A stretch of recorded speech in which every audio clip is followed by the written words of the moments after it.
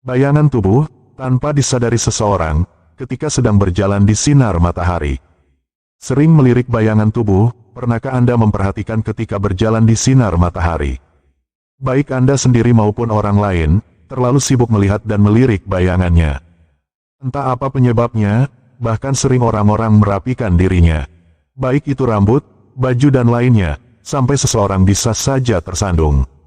Menabrak orang lain, hanya karena bayangan, dan sering juga seseorang seperti lagi berpose.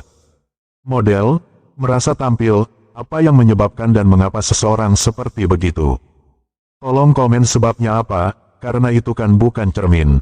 Dan hanya bayangan hitam saja, tapi buat Anda yang sering begitu, janganlah terlalu memperhatikan bayangan, karena sebagaimanapun Anda memperhatikan, seseorang di balik bayangan itu tidak akan berubah.